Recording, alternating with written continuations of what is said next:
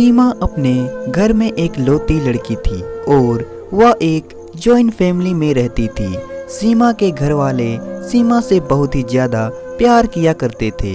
उसकी हर एक खुशी को पूरी करने के लिए कुछ भी करने के लिए तैयार रहते थे। सीमा का सबसे फेवरेट पूरे घर में कोई था तो वह उसके दादाजी थे। सीमा के दादाजी 50 साल के थे, लेकिन दिखने में वह अभी भी जवान लगते थे। सीमा हमेशा अपने दादाजी के साथ पार्क में जाया करती थी और खूब खेला करती थी।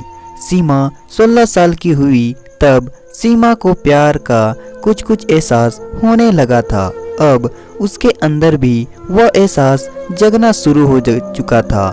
सीमा के स्कूल में एक रोहित नाम का लड़का उसके साथ ही पढ़ता था। सीमा और रोहित में अच्छी दोस्ती हो गई और वह दोनों एक दूसरे से प्यार भी करने लगे थे। सीमा रोहित के साथ एक पार्क में चली जाती है और वहां जाकर वह लोग अपनी ही दुनिया में मग्न हो जाते हैं। सीमा रोहित में इस तरह खो गई थी जैसे उसे बाहर की दुनिया से कोई फर्क ही नहीं पड़ रहा था।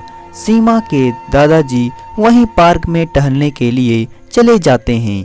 तब उसकी नज़र अचानक सीमा पर पड़ता है तो वह बहुत ही हैरान हो जाती है। सीमा के दादाजी वहां पर सीमा से कुछ भी नहीं कहती है और वह अपने घर में वापस चले जाती है। सीमा को कुछ भी होने का अंदेशा नहीं था। वह यह भी नहीं जानती थी कि उसके दादाजी उसे देख लिए हैं। शाम को सीमा अपने घर पर लौटती है और रोज की तरह वह अपने कमरे में जाकर बैठ जाती है। सीमा अभी भी रोहित के ख्यालों में इस कदर खोई हुई थी कि अपने रूम में सोए हुए वह बहुत ही जोर जोर से हंस रही थी। कुछ देर बाद सीमा के दादाजी सीमा के पास पहुंच जाते हैं। सीमा जब दादाजी को देखते हैं तो वह उठकर बैठ जाती है और कहती है, आइए दादाजी। सीमा के दादाजी उसके बगल में जाकर बैठ जाते हैं और उसे कहते हैं, सीमा मैं तुम्हारे बारे में सब जानता हूँ। सीमा तो पहले आश्चर्य हुई। सीमा ने अपने दादाजी से पूछा, आप क्या जानते हैं?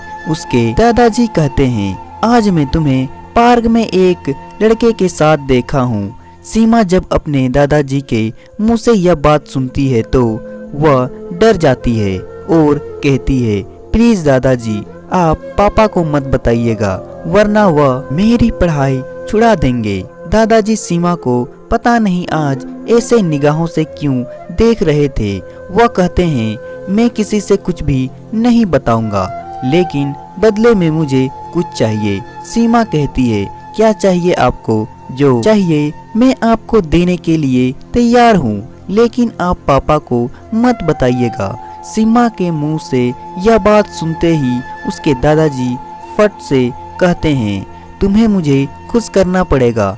दादाजी का यह चेहरा सीमा के सामने आते ही सीमा एकदम आश्चर्य हो गई थी। उसे अपने दादाजी के मुंह से ऐसी बातें सुनने की कल्पना नहीं थी।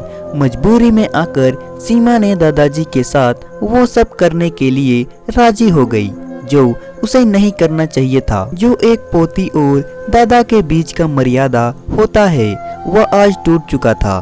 तो दोस्तों, कहानी पसंद आए तो वीडियो को लाइक करें और साथ ही साथ चैनल को सब्सक्राइब भी कर दे।